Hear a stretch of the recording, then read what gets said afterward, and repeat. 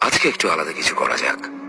কল্পনা করুন আপনি একটা বিশাল কবরস্থানের মাঝামাঝি দাঁড়িয়ে আছেন। ঘড়িতে রাত 1টা বাজে। একটা গর্ত খোঁড়া হয়েছে। যেহেতু একটা গর্ত আছে, আগামীকাল সেখানে কাউকে দাফন করা হবে। রাতের এই শেষ প্রহরে আপনি ভাবছেন, মৃত্যু নিয়ে ভাবছেন। আমাদের রসুলের নসিহত মেনে তার উপর শান্তি বর্ষিত হোক। কি বলছেন আমাদের রসুল আলাইহিস সালাতু ওয়াস সালাম? তোমরা অধিক পরিমাণে জীবনের স্বাদ হরণকারীকে স্মরণ করো, অর্থাৎ মৃত্যু। এই মুহূর্তে আপনি আছেন গর্তের ভেতরে, পা ছাড়িয়ে দিয়েছেন এর ভেতরে। চারপাশে অন্ধকার, আপনি ছাড়া আর কেউ নেই আশেপাশে। মৃত্যু তার সমস্ত শীতলতা দিয়ে আপনাকে ঘিরে রেখেছে।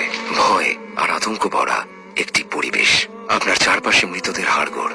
আপনাকে যারা ঘিরে রয়েছেন, একটা সময় তারা পৃথিবীর বুকে বিচরণ করতেন 100, 150, 200 বছর আগে। এই মানুষগুলো অধীর আগ্রহে বিয়ের বন্ধনে জড়িয়েছিলেন। অধীর উৎকণ্ঠা নিয়ে সন্তান জন্মের খবর শুনেছেন, আনন্দে উদ্বেল হয়ে উঠেছেন। কিন্তু মাটির উপরিতল থেকে তাদের জায়গা হয়েছে মাটির গভীরে। আমি বলতে চাইছি, হাজারো লক্ষ মৃতের ভিড়ের কথা। আপনি একা তাদের মাঝে দাঁড়িয়ে আছেন, সম্পূর্ণ একা। ভেবে দেখুন, একটা সময় আপনার সাথেও এমনটা ঘটবে। সেই কবরের ভেতরে নিজেকে কল্পনা করুন। মাটির গভীরে দাফন অবস্থায় নিজেকে কল্পনা করুন। লোকজন আপনাকে এখানে একা ফেলে গিয়ে 2 সপ্তাহের মধ্যে ভুলেও গেছে। 2 সপ্তাহ পর যারা আপনার জন্য শোক করছিল, তারা আবার হাসতে শুরু করেছে এবং তাদের জীবন পুরো দমে চলছে। হয়তো দিনে 2-1 বার আপনাকে তাদের মনে পড়ে, সেটাও ঝাপসা হয়ে আসছে। 3 বছর পরে প্রায় কিছুই আর অবশিষ্ট নেই।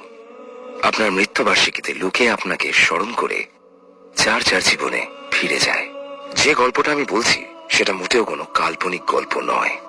এই ঘটনাগুলো আপনার আমার সবার সাথে অবশ্যই ঘটবে, 100% নিশ্চিত।